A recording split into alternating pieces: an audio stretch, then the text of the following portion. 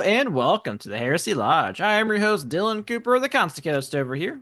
Gavin Franklin. Guys, we're here to continue our journey through the Dark Age. Things are getting darker. They're People are very also dark. getting older, I would assume. So it is definitely a dark age. That was really bad. That's all I got. All That was right. so bad. I mentioned part of the title. I feel like I had to like bring in the age part, you know? Someone laughed. It was a pity laugh, but it's there. There is this portion that we're going to be going over is much more political and really highlights Mustang and how fucking smart she is. Yeah, she's a Uh, fucking badass. Also like a huge fan of Ephraim and Pax all of a sudden. Like Yep. Pax is really fucking interesting as a character, which I did not expect. Yep. Yeah, I really like a lot of the storylines that are happening with the Obsidians, with Ephraim, and you haven't got the Lyra yet. Her story is interesting. Awesome. Yeah, there's a lot of cool Well, stories going on. let's But jump as into it. always, before we get into that, we have important things to cover. Like our Discord. It's super cool, guys. We have a monthly book club. We have a weekly movie night. Check things out. You can find that pinned to our Twitter at Heresy Lodge. Email us at theheresylodge@gmail.com. Check us out on YouTube at the Heresy Lodge. We have merch. Neither of us are wrapping it. It's the greatest thing you've ever seen. It's so good that mine's in the laundry because I wear it so often. And I don't want people to judge me for wearing the same outfit constantly, you know? Not like I'm on camera often, but when I am, I'm like, they're like, damn, you're wearing that Heresy Lodge shirt again? I'm like, yeah, you should listen to it. Unless I work with you, you should not listen to it. Yeah, I never endorse this podcast to anyone that I work with. I actually just say that I'm a part of a book club. Yeah, I was talking about a book club, and then someone made fun of me, said, it sounds like you're just have a reading, but I'm like, well, we do like a podcast, and it was like a big group, and they're all women. And they're like, oh, you should plug your podcast. What is it? Like, no. You will never think of me the same way again. So I'm just not gonna do that. That is a bad move. If you Google it Dylan, hard enough, you can probably find it. Dylan in this group is not the same as Dylan in that group. Yeah, I mean, I'm always a sarcastic asshole, but I'm semi-professional. All right. Yes. I was at an on-site like last week, and one of our project managers was like, hey, next time we're on the on-site, like there's a concert going and it's like a huge concert and like it was like Weezer and Sublime and all this stuff. I was like, that sounds incredible, but Gavin at a Sublime concert is not a Gavin that I want to show people. Yeah, you're not we're work friends. There's a line I don't want to cross. Exactly. I don't want you to see me in that state. And incredibly drunk and not even listening to the music. You're just you're just vibing though. Sounds great. I'm the best dancer here That and is actually singer. how I think. They should get me on 100%. stage. They really should. I've been putting in requests. Sing a different song. This one sucks. You guys know any Foo Fighters? It's Weezer. They're like, dude, what are you drinking this week, sir? I got a couple of things. I got a hodgepodge of a drink over here, some Hop Factory, some limoncello, a bit of grenadine, some agave, simple syrup. That's it. I kind of wish I would have put some like maybe mint in here, like mint or like maybe lime or something, just kind of like cut a little bit of the flavor. But I mean, it's pretty solid. Mint is such an underrated like addition to drinks. I love mint. Yeah. Haberdasher next month, they're doing a cocktail class. One of the drinks they're making is a mint julep. Mm, big fan of mint julep. I think it might be my favorite. Definitely my favorite cocktail. I do love mules. Yeah, meals are good. Oh yeah, I also I have a random beer that was in my fridge for when I ran out of this. Strawberry kiwi burst session sour. I'm pretty I sure this is went my third time on the podcast with this because there's I only drink one at a time. I went to the garage before the podcast. I really wanted to drink a beer, and I'm looking in the beer fridge. I'm like, we have so much beer and all of it's fucking garbage. I understand And deeply. and not even beer, just drinks, like the random drinks that we have. I'm like, why do we have Smirnoff, red, white, and blues? We have like 20 of them. I've never bought Why? those. I don't know. I have no idea how they appeared there. That's tough. I found in the fridge there is a pre-made cocktail, the Espresso One cocktail by Kettle One. Um, Delicious. But when I opened it up, there was like two drinks left. And I was like, like who poured this cocktail mix? There's literally like that much left in there. So Bastards. I took a swig before the podcast started and it's gone. So I am also drinking just straight up fucking Hop Factory like a goddamn monster. Damn. I was like, I don't know. I don't know what else to get. Hop Factory's fine. It was either that or just bourbon. I think bourbon would have been better, but you know. Yeah.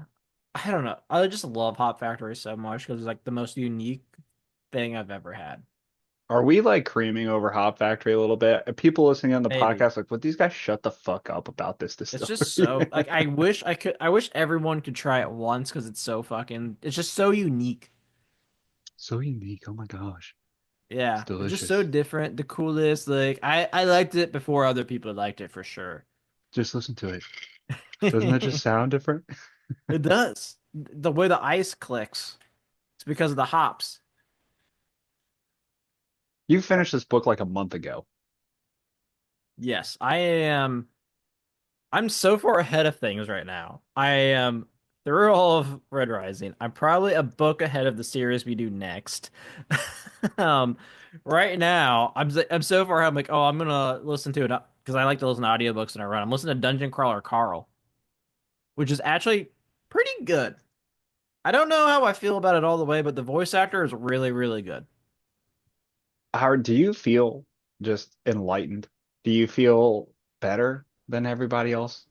Does I read better than you? Because you read so much. Well, the problem is I just don't have anything else to do in my life. I'm so glad that you recognize that as the reason. My nightly routine right now, right, is we put our kid to bed. I normally run anywhere between 3 to 6 miles. I get home, I shower, and then I'm like, well, because I listen to an audiobook on the run, and I don't normally like read like a physical book that's different than, or I normally read a different book than I listen.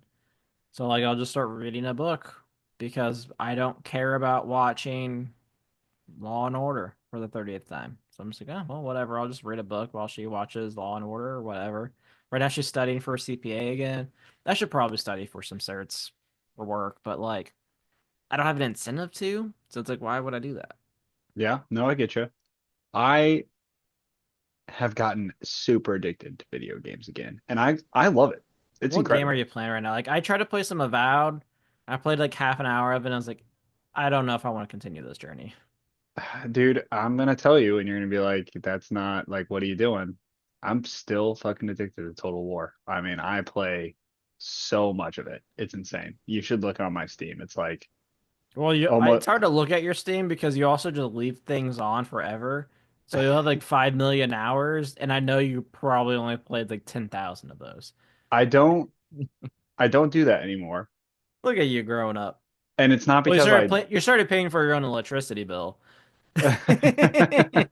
well, so have you seen, I think we've talked about this, the GeForce Now thing? Yeah, you told me about it. Because it just logs you out if, after like literally 10 minutes of inactivity. Oh, okay. I don't actually know if I think it Are you logs playing out it on your as deck or are you playing it on your computer? I played on Katie's computer. You can run it off of anything you want. Full graphics. It's incredible. So now I just need to upgrade I got a desk. I've also been playing WoW with the wife. That's been good. Nice, nice. We're level 50. Yeah, we're level 50 in classic. We're 10 levels away from max. She's in it. She's in it. Nice. Alex will tell me this is fucking stupid. Yeah. She told me that at first, but like I don't know. I think video games like that have a natural way of pulling people in because they're literally made to be addicting. Yeah. Like the second you So get about like a couldn't get into little, WoW. I mean, like, I think games in general, like Yeah. there's sometimes a game like you'll just get a little upgrade in your gear and it'll be like +2 armor and you get this like, oh, That's why like JRPGs are so big. Like people just like the big fucking swords and smashing things with big numbers and big titties. mm-hmm. It's all about big. It's all That's the about whole being big. JRPG thing. Yeah. Like Monster Hunter just came out. I played Monster Hunter World 50 years ago, it feels like. Couldn't get into it. But goddamn, people fucking love that shit. I'm just like, I don't get it. I had somebody take a Friday off when it released and they beat the entire game in 3 days. I didn't even know you could actually beat them. I thought you just beat dinosaurs forever. Endlessly. And Just like you just fucking keep wearing annihilate their them. entire race of dinosaurs. I don't know. I mean, I think there's like a full plete, like a completion. When I play Total War, like the thing for me is like you take over a settlement and it adds your little color to the map, Mhm. and the map's like massive. And like I get this addictive, like I'm gonna like fill the whole map with that one color, and that makes me feel very happy. Yeah, I don't know. I'm like one of those people that like once I get into something, like I get into it so fucking deep. Same. Yeah. And then like once it's done, I'm like, okay, great. And then I'm just like blank for like months until like I find something else. Oh my God, that's amazing. Yeah. It's like the worst thing, the worst feeling in the world is like you want to play a game, but you don't know what game to play. And every Yep. game you like look at, you're It like, I don't just want to play doesn't hit that. that itch. I don't want to do that one. I'm like thinking like I want this type of game that does this thing and this, and I'm like, it doesn't exist. It's just Yep. off by a little bit, Yep, I or agree. it's heavily monetized and depresses me. Yep, that too. So Pierce Brown, Yeah, Dark Pierce. Age.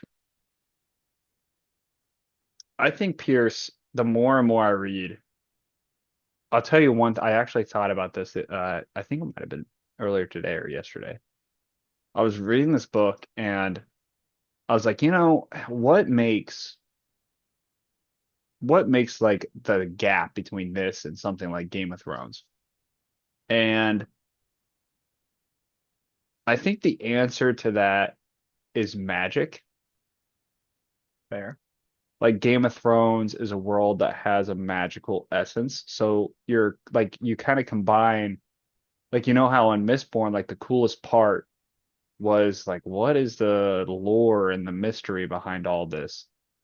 And then until you found it out, and like, man, this is fucking This stupid. is really bad. Yeah. And that's a trap too, right? Like, I mean, when we like literally that's the point behind 40, like the Warhammer series. It's like you're taking this like mythology and writing it out in a story. And then by the end, you're like, that was fucking stupid. Like the idea of the mythology is better, but there is like no mythology in this book.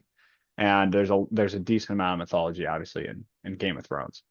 Um, Yeah, because there's all these prophecies and stuff like that. you got the White Walkers, you got Yep. dragons. Like, what the fuck are those things? What's their motives? So it takes the political intrigue of something like, The three-eyed raven. yeah, like it takes the political intrigue of the Red Rising series and adds like this like mysterious twist. Hmm. That's why I'm very excited for Pierce Brown to do fantasy. Yeah, I'm very curious to see. I wish we could just talk to him because I have so many questions. Like, I want to know like what fantasy author he would think like he thinks he would like. I don't want to say like maybe get the most inspiration from. I read the acknowledgement section of the last book, and he really called out a bunch of authors, and the main ones are like particularly George R. R. Martin was one that stood out to me. Hmm. But in this one, I'd be like, I'm gonna read the acknowledgments. So I actually just opened it a little bit, and he does call out a lot of like Tolkien. I guess that. And I mean, one of the books there was a Hobbit reference with Severo yeah, with the what's in my pocket. So I think the George R. R. Martin clearly is what he's shooting for. I think from like the POV things, he probably took a lot of inspiration from that. But he does it really well. He does it in a sci-fi setting, which I've never seen a book like that do in a sci-fi setting. So it was really, really well done. Although I guess Warhammer is kind of that way, Yeah, that's fair. but it's I know not Warhammer's just continuous. so it's just not written nearly as well. Hmm. So yeah, I'm excited. Like a weird part of me, like my brain is like divided in this, but I think one side wins out. Like a smaller part of my brain is like, how cool would it be if like at the end of this, it's almost like a coming of Slanesh story where all this crazy shit happens and like Darrow literally ascends into godhood. The next book is called Red God. I'm like, that would be crazy. But a larger He part goes of my into brain would be godhood, like, I'm going to be pissed. yeah, As yeah, soon like, as he becomes a constellation in the stars, I will yeah, like fucking rage. the larger portion of my brain is like, that would not make a good ending to this series. God damn, like the one thing I hate about Mistborn is bringing on the godhood stuff. It's like, well, Daro just became a god and now he's going to be in the stars forever. Well, I mean, I think if like I said, if this book had more of a mysticism element, like a mythology element, that ending might make a lot more sense, kind of like Dune. Yeah, Um, but it doesn't. And so if you were to end in that kind of way, you'd be like, what the fuck? yeah. Where did this come from? So last week we talked about all the crazy shit happening on Mercury, So a lot happens on Mercury. a lot of crazy war. This week we're going to talk about what's happening. I didn't finish this section, so we're not able to get super far, but we're going to talk about what's happening on Luna and Mars. Particularly, Luna, you get the point of view of Mustang, and Mars, you get the point of view of Ephraim. And they're fucking great POVs, dude. Yep. Every time. Man, Great POVs. Mustang definitely became like I liked Mustang before, but get her POV like completely like maybe it's like she is a fucking badass. Because everything about Yeah, her is great. I agree. I think like Mustang, when we first got introduced to her character back in the very first book, she always came off as this like person who had a conscience, but she's a like master manipulator, but she never manipulated Darrow. And you're like, how does that work? I was always suspicious of Mustang, especially in the first two books. And then when she came back in the third one, I was like, ooh, what's happening here? Is Yep. Mustang pulling a long game? But getting her POV, I'm like, wow, how like it's impressive how you take that character and you're able to write a POV for it because I think a lot of readers in the first three books probably had some distrust in Mustang. So reading her POV is really cool because you're like, okay, like I feel much more close, much more connected. She is a genius. She is absolutely a manipulator. Like, Yes. well, like equivalent in power in my mind to Darrow. Like Darrow is this masterful Yeah, they are strategy. a true power couple. It is insane how powerful these two are. And I would even go as far as to say that Darrow is in the spotlight because he's a fucking monster, but he would never have been able to accomplish any of what he did without Mustang. Yeah, and I think you get a lot of things too, like in this book and the next of Daro being like, damn, Mustang's always fucking right. God damn it. This is Always. guys, listen to her. All right. I do dumb shit. I I am flying by the seat of my pants every decision I make. I don't think shit through. I say ooga booga, we run in. Ooh. Mustang is, in my opinion, she goes from this like in the first three books to this mysterious, do I trust this person to she is the reader's POV now, in my opinion. When Yep. I'm reading Mustang's chapter, I'm like, I feel for her, you know? I'm like, why is every single person so fucking stupid except Yep. for me and Holiday? Yep. Every single person is so fucking dumb, including Daro. Don't even get me fucking started on Severo. Don't even get me fucking started on Victra. Don't even get me fucking started on Sephi. And like Mustang has like this goal that everyone is looking at, like, that's a great goal. That's a great goal. But everyone is so stupid and so shitty that even though they Yep. agree with the goal, she has to manipulate them to the goal. Everyone but the Telemanuses. The Telemanuses are like, hell yeah, girl, we got you. Yeah, just straight up. Telemanises are on board. Holiday is like, that's fine. Yeah, she's like, Darrow's also really fucking weird. So like, this is a nice change of pace. I'm not, like doing dumb shit. Because she leaves the Howlers in the fourth book. Mhm. And she, like, obviously, you would think, okay, that's probably going to give her an identity crisis. And there is a bit of an identity crisis with her, but in reality, I think very quickly, very, very quickly, Holiday's like, well, I could have followed Darrow.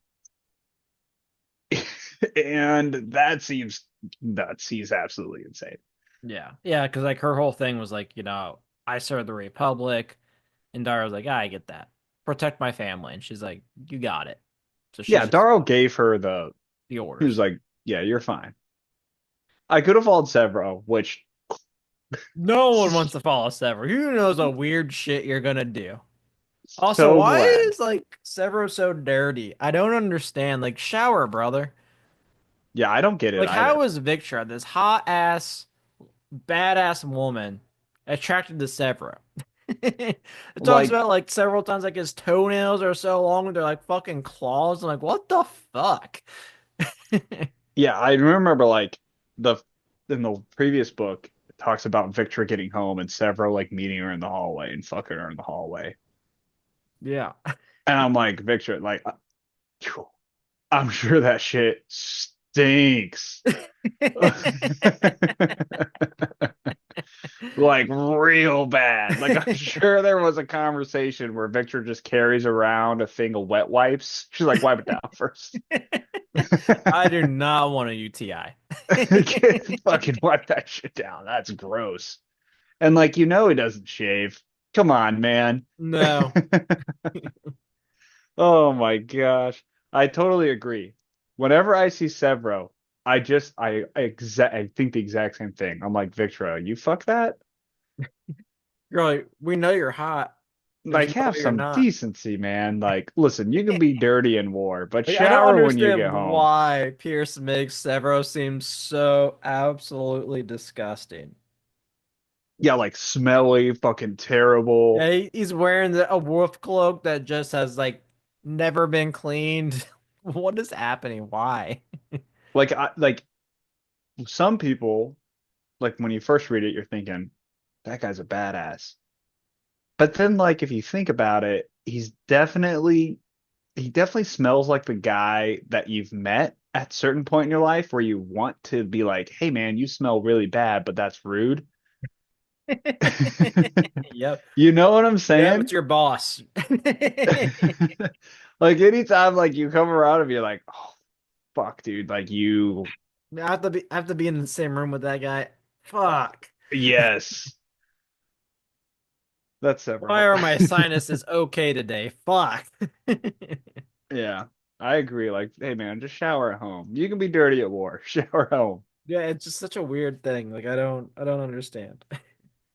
Let's get to the story. The story opens with Virginia basically going in and to the press and delivering this fucking slapping of a fucking speech. This all takes place post. I mean, it's not like it doesn't back up to the timeline. It takes place post the victory that Darrow had on Mercury. She's like, hey, they won. We abandoned them. We should not abandon them. We're going to go and help them. And you guys we need your counselors to vote to go help them. We need to take the ships that we have for defense in Luna and go and fight on Mercury. And she gets the whole goal. She's going to have a vote to try and bring the Luna Defense Force. Now, prior to Darrow's victory on Mercury, this was like impossible. She did not have the votes to do it. Yep. Since Dara won, people are like, Damn, Daro's a bad motherfucker. and That's our war chief who we sent up to die. He wins the most outlandish bullshit. Fuck. how many people did he bring? 7? And he won? What the fuck? This guy's insane. And then, wait, Venus is also? What the fuck? Yeah, so you have people who, at this point in time, this is the funny thing. It's like their entire existence is built off of the back of Darrow's dream and plan. Yep. And yet, even though it's been accomplished, they doubt him, is what's happening. Yeah, it's so weird.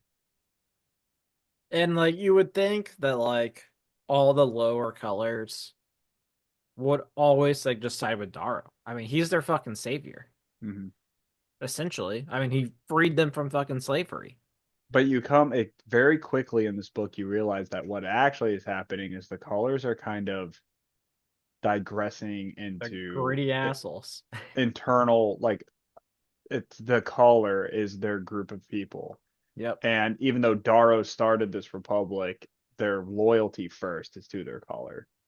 Um, and I think Pierce is really smart for this because a society with that kind of division is very difficult to uphold. Yep.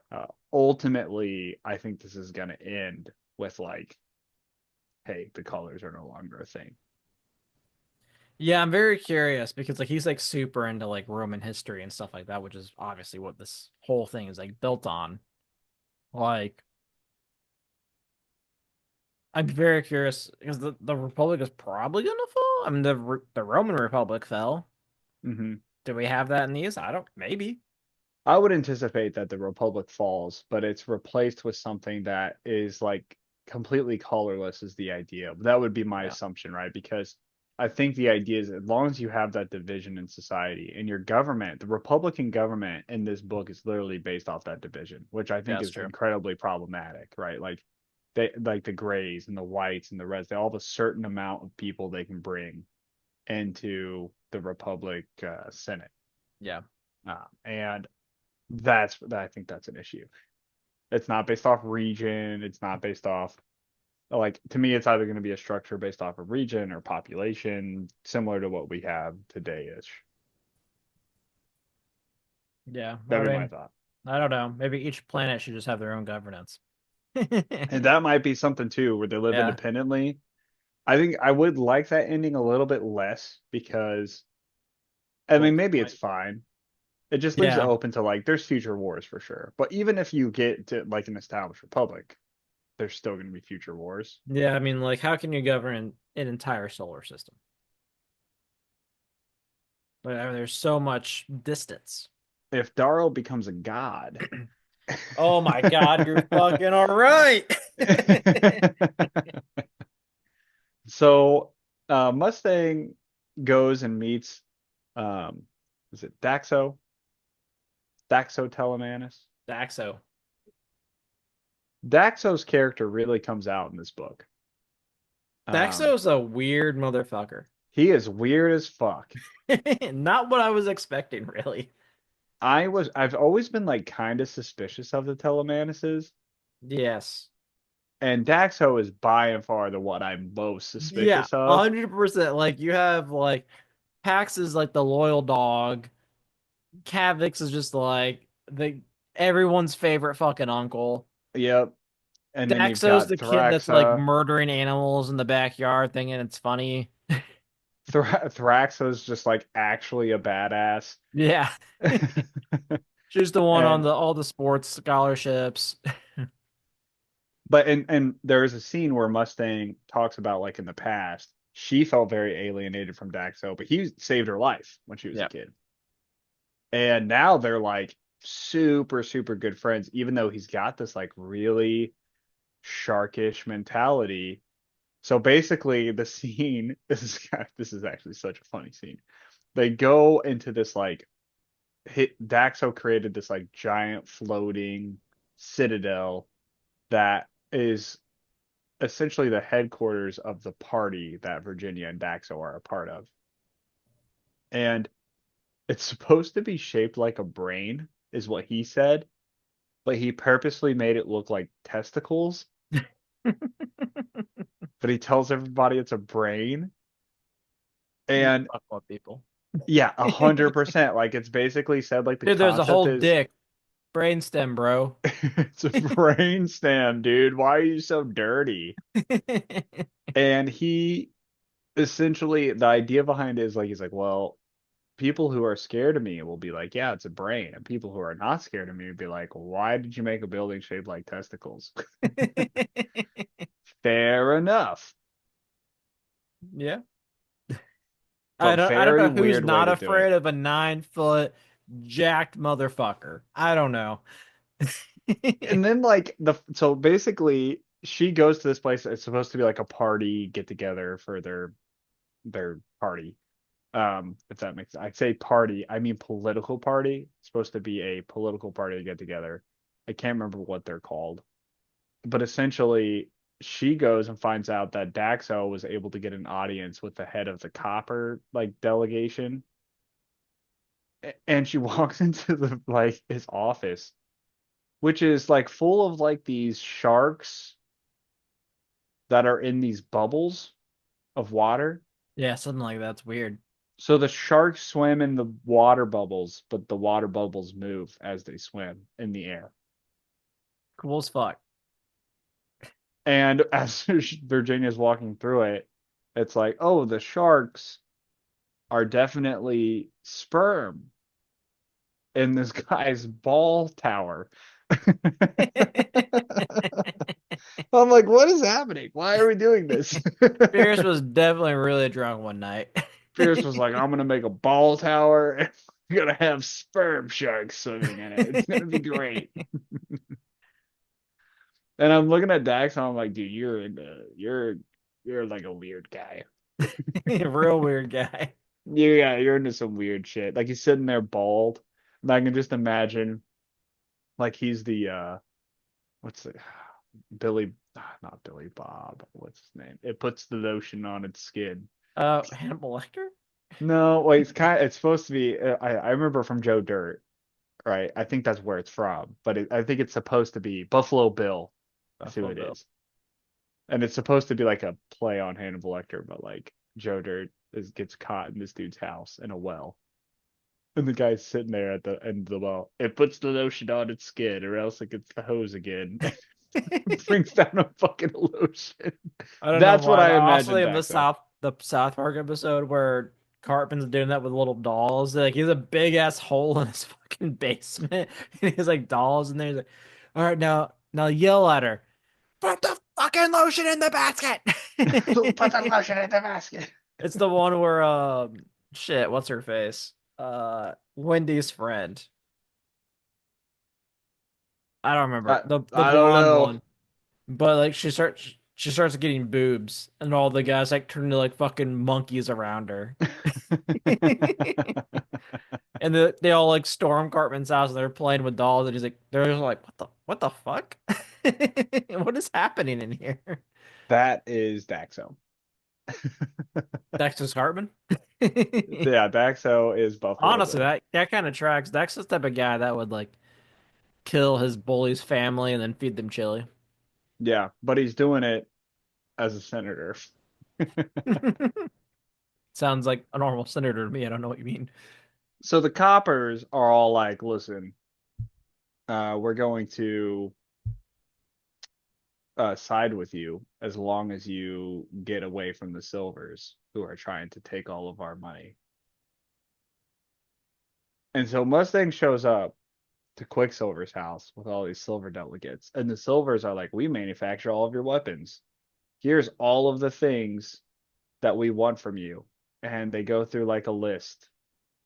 And Quicksilver's like all on board with this, which is very weird to me because like Mustang's whole support system has completely disjointed and fallen into people who are just super greedy. Politics, dude. It's absolutely crazy. So all the heroes we had from the first book or the first three books, First trilogy. They're all like fucked up now, essentially. And Mustang kind of puts the fear of God into the Silvers. Oh, she's so fuck. I love her.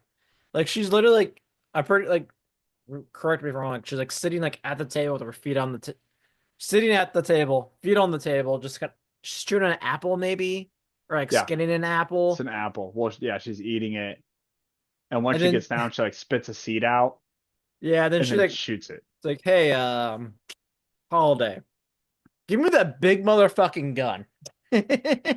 This is what I think of your demands. I can just imagine, like, from a political perspective, this reminds me of like the campaign, the movie, The Campaign with Will Yeah. Ferrell. She's like, "This is what I think of your demands, man. Not fucking having this. I'm gonna count to five. Well, I'm gonna count to zero from five. That's better than counting to five." And so and Quicksilver's like, "You're so annoying. Like, what? This is so childish." She's like, "I'm gonna fucking count to five. So I mean, it's up to you. Start counting all day." And he's like, "Oh my gosh, whatever. Like, what are you gonna do without our arms?"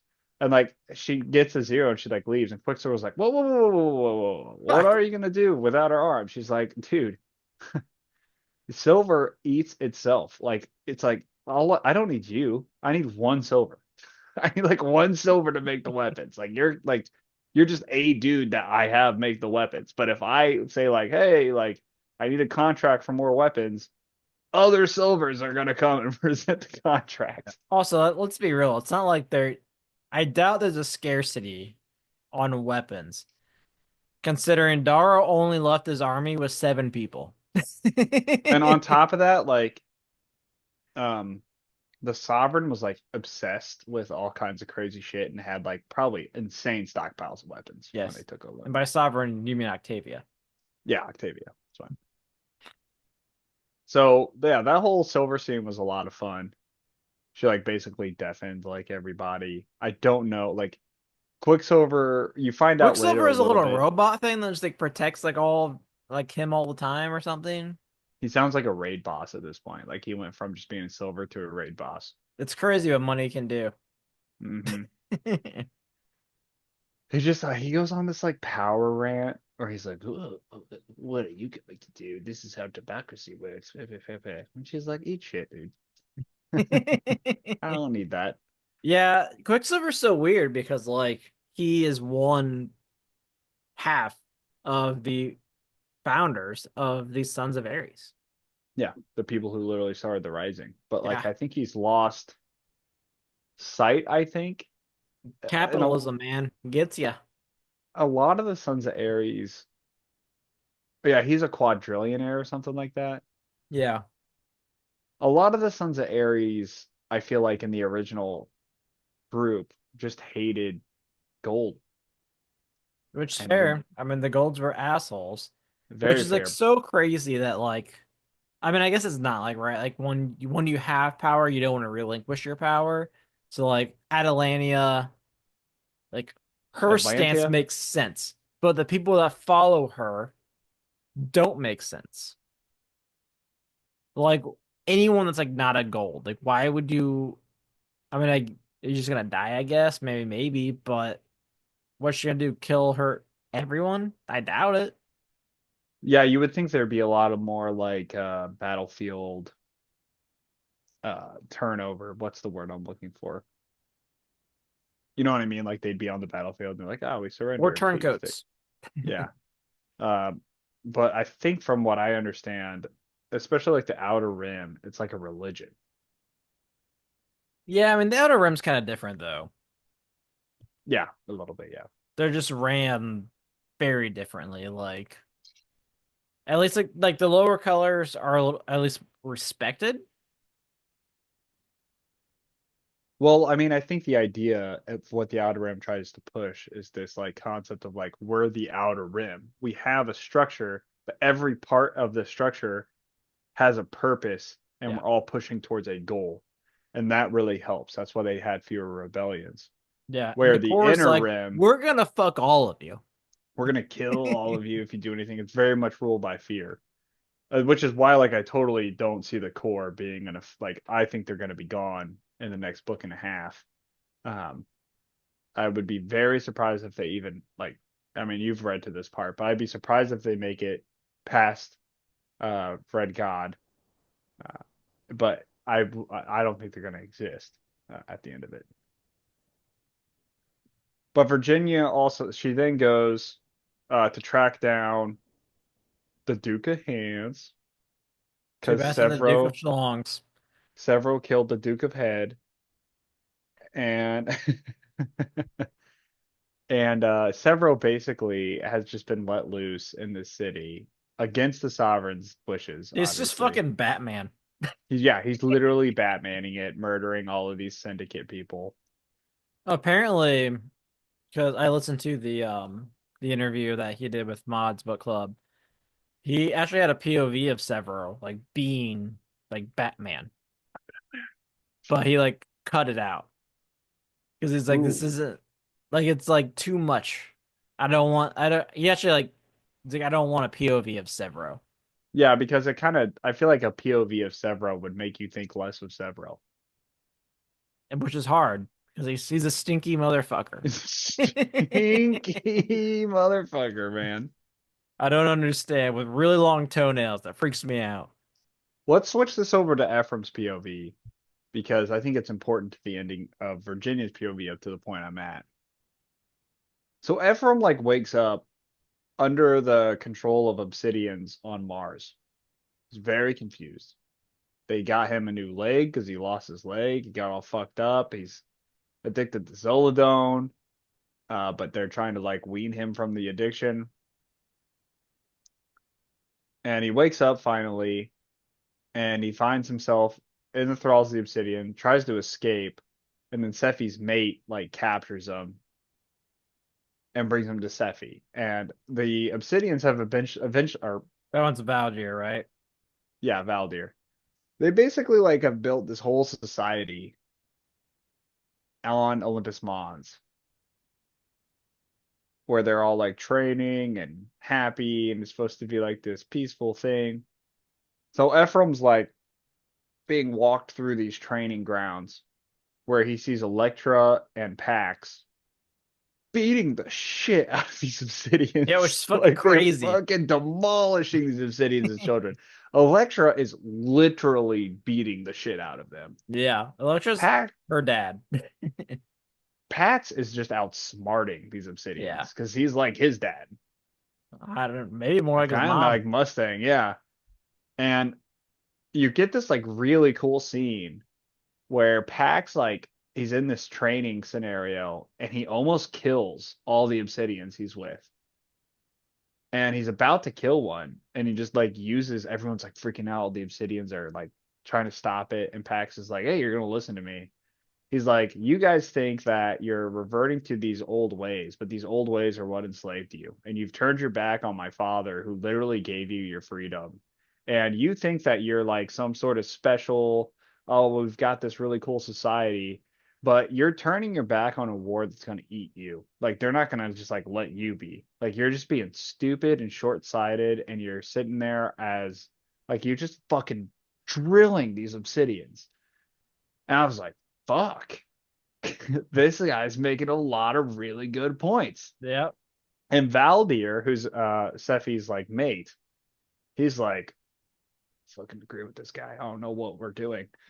Damn, that fucking 12-year-old is smart as fuck. Literally, Sephi, you find out that like Sephi's doing this thing where she's like, I'm not gonna have my obsidians die in war for the Republic. So instead, I'm going to declare war against the Republic and take Mars for myself. And I'm like, well, that's so smart. You're so smart. You're smart as like Valdir is like, why this isn't gonna work. And Yeah, Pax is like, Steffi this isn't like gonna work. turning against the Republic is so weird. Like I understand like her whole concept is like I want to free the Obsidians, but like So does the it's Republic. yeah, exactly. And like she was like close with Daro. Like Daro considered her a sister. Yeah. Like her brother was fucking one of Daro's best friends. there's this path in her mind where she's like, my brother wanted our freedom, so I'm going to give our freedom. And just because the Republic has freedom doesn't mean that we're free. But I think it's just like such a stupid mentality to have because you're bred for war. You are a warring type of people.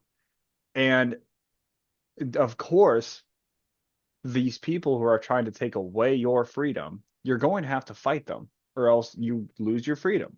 Yeah, because she's like So super upset because they had lost a bunch of obsidians in the Iron Rain that on Mercury, Darrow yeah. did on Mercury. Yeah.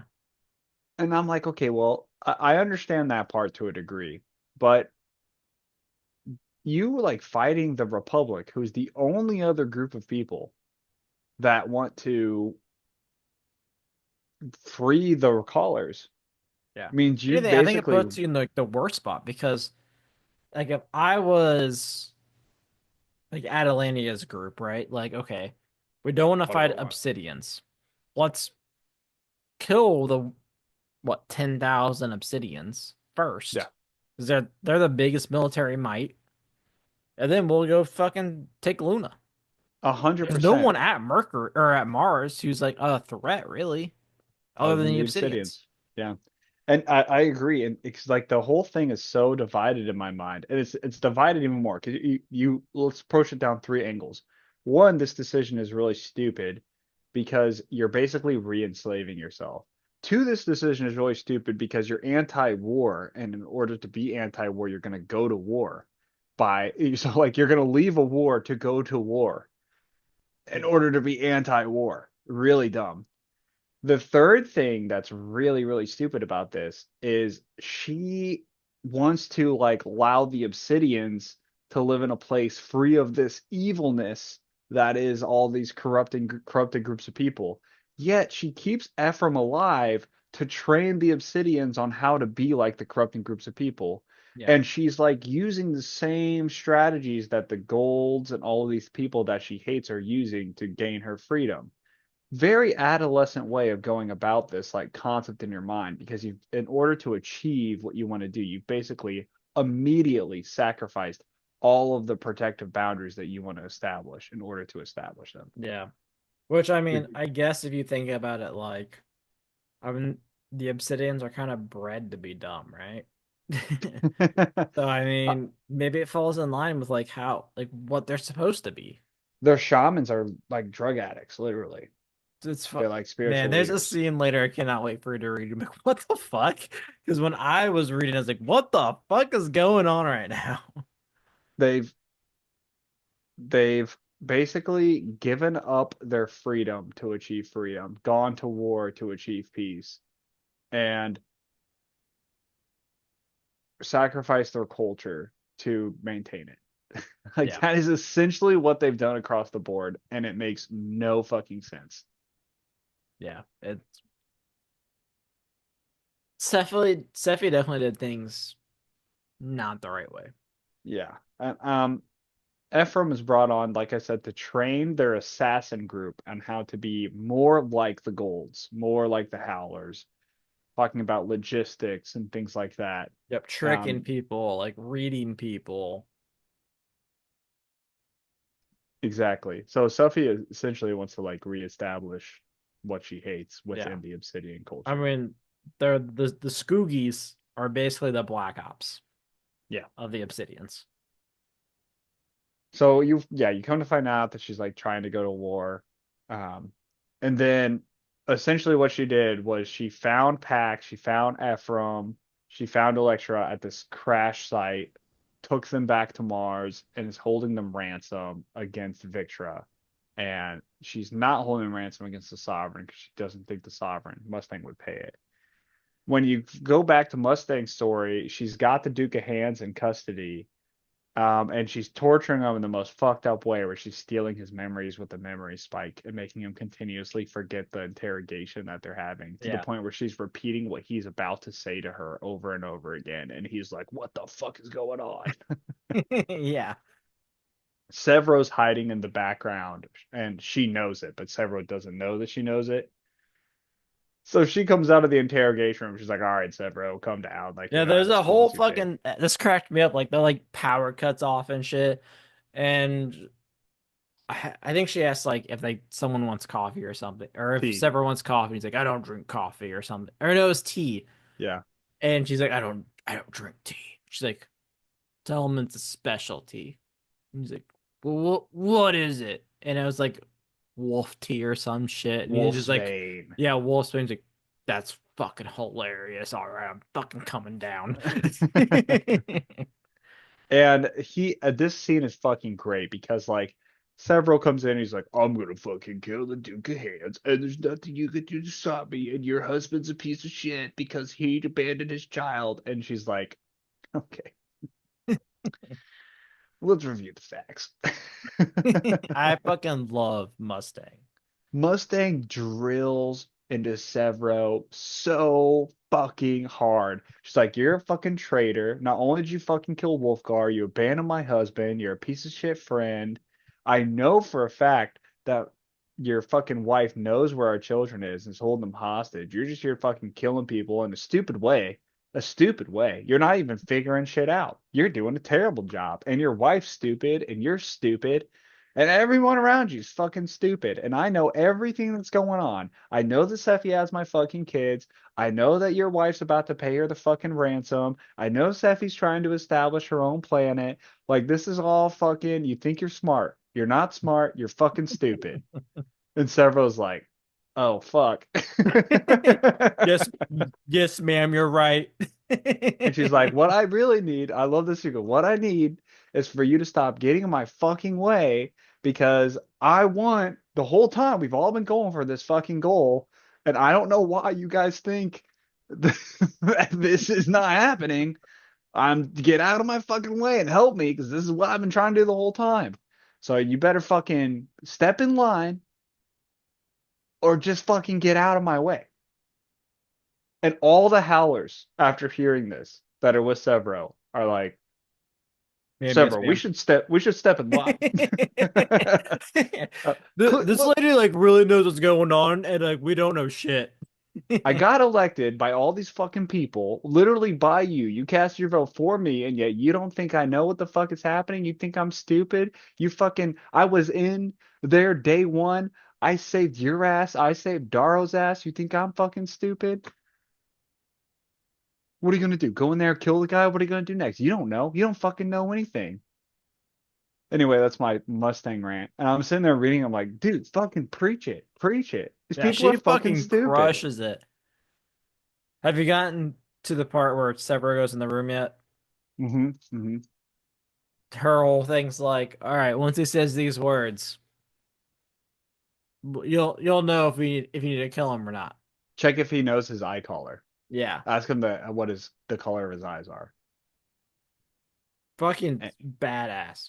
yeah, she basically wipes the Duke of Hand's memory and tells Theodora to like take him in under your wing, make him a servant of the state, Yeah. just do as Did a you get syndicate thug. to the reveal? There is a chapter, or not a chapter, there is a sentence at the very end of that chapter, which was very confusing to me, but I think was a reveal. With the holocube? Not with the Holocube, but Severo asks, "What are you going to do about Dancer Okay, now that you know he's a traitor?" so you did see the like where there's like a okay, so there's a video. I don't know Yeah. if this is a big thing. So there's a video of the Duke of Hands with Dancer. Hmm. Hmm. So Dancer, what are you doing, Dancer? Oh, Dancer. Dancer, Dancer, Dancer. I don't know if he's been dancing with the right people, you know. Wrong tango partner for sure. Hmm. Hmm. They call it the swing, Dancer. I see what you're doing here. So very interested in how all that goes down. I would not be surprised at all if Dancer orchestrated the kidnapping of her children to make her look weak and sway the vote in his favor, even though Dancer is just like an absolute fucking idiot as well. I still have no idea why Dancer is doing what he's doing. He's Yeah. like, no, we can't have the ships leave Luna, because then Luna will die. So we should have half of our ships die first at Mercury, wait for them to fall, and then we die at Luna. I'm like, you're just like choosing inaction. You're just like delaying permanent death other than taking a chance to like potentially be able to win. It doesn't make any sense to me whatsoever. Yeah, I agree. Well, that's where we are. It's Yeah, been there's so super much that interesting. happens. I can't wait for it to get to it because I'm like pumped. everything gets so juicy from here. You're gonna make what? Oh fuck, fuck, fuck, I'm pumped. fuck. Uh, I'm excited. I'm ready for some more deaths. Things are coming. Things Okay. are coming, sir. Next week should be a lot of fun then. Yeah, can't wait. As always, guys, hit us up on the Discord. Find that pinned to our Twitter at Heresy Lodge. Emails at theheresiolodge@gmail.com. Check us out on YouTube at the Heresy Lodge. Buy our merch. It'll make everyone happy. St. Patty's Day is coming up. None of it's green, but damn it, no one will pinch you because it's fucking glorious. It's like That's you're a all I got. great salesman. It's Thank impressive. you. I should change careers. All right, guys, have a good one.